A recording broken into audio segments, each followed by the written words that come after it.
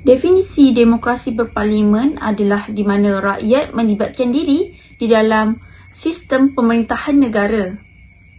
Raja-raja Melayu menjadi lambang taat setia rakyat dan rakyat juga bebas untuk memilih perwakilan melalui pilihan raya. Mereka berhak untuk menyokong dan menukar kerajaan sedia ada melalui pilihan raya.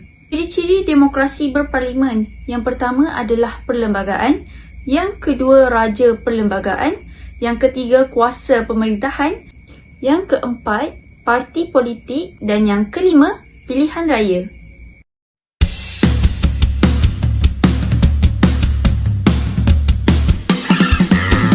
Jom kita mengundi, jom kita mengundi, jom kita mengundi, jom kita mengundi, jom kita keluar mengundi. Jalan tanggungjawab negara demokrasi. Jangan kata tiada masa atau politik bukan untuk kita.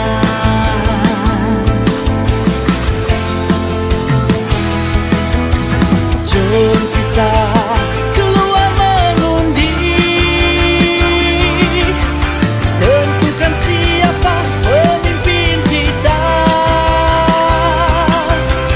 Bangkalah calon berjiwa wajah supaya negara bebas berdikari.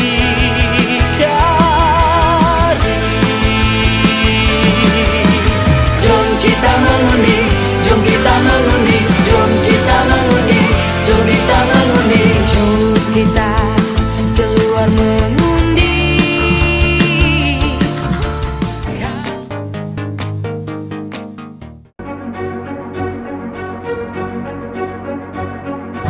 Dewan Rakyat merupakan salah satu daripada dua dewan di dalam Parlimen Malaysia.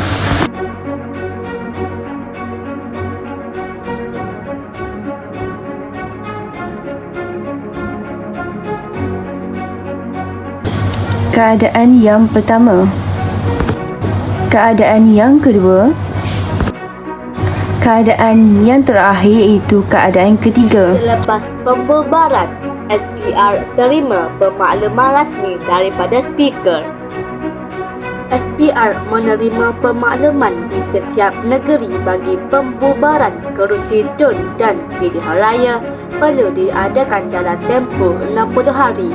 Kematian atau peletakan jawatan YB, SPR perlu terima pemakluman rasmi untuk melaksanakan pilihan raya kecil.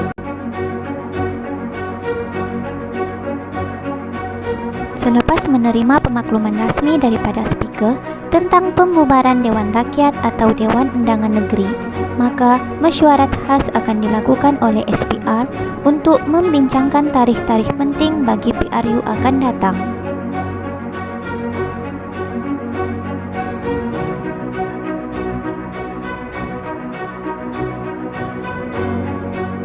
Setelah mengadakan mesyuarat khas dan menentukan tarikh-tarikh penting pilihan raya seperti tarikh hari penamaan calon, tarikh hari undi awal dan tarikh hari mengundi, SPR akan melantik pegawai pengurus melalui writ.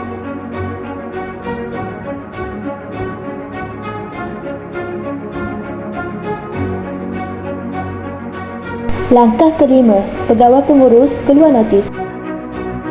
Pada hari penamaan calon yang ditetapkan di antara jam 9 pagi hingga 10 pagi, pegawai pengurus akan menerima borang-borang penamaan dari calon, pecadang atau penyokong atau ketiga-tiganya sekali. Borang-borang ini perlu dimatikan stem di pejabat duty stem.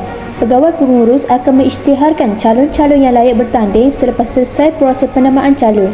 Jika hanya seorang saja calon yang layak, pegawai pengurus akan mengumumkan calon tersebut menang tanpa bertanding.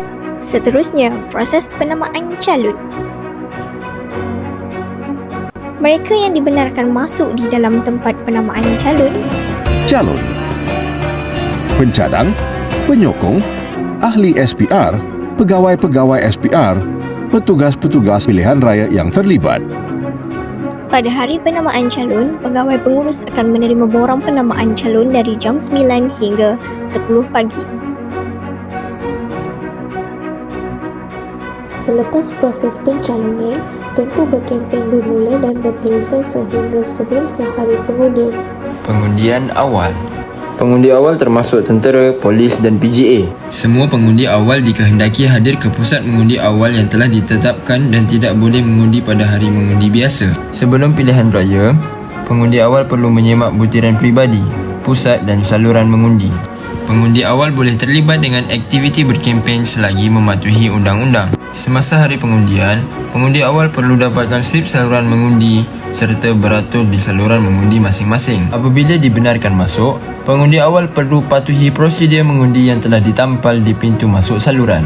Kemudian segera beredar selepas mengundi. Langkah-langkah pengundian. Berikut merupakan 10 langkah semasa proses pengundian di lokasi pusat mengundi masing-masing. Langkah-langkah ini perlu dipatuhi oleh semua pengundi untuk melancarkan proses pengundian daripada awal sehingga selesai. Pengajaran yang diperoleh daripada sistem pemerintahan demokrasi berparlimen di Malaysia ialah kita hendaklah bersedia menerima perubahan yang positif demi memastikan kelancaran sistem pentadbiran negara kita. Seterusnya, kita haruslah menggunakan hak kita sebagai rakyat untuk memilih pemimpin yang bertanggungjawab. Selain itu, kita juga perlu menjaga dan mengekalkan sistem demokrasi yang diamalkan sejak negara diisytiharkan merdeka bertujuan menjamin keamanan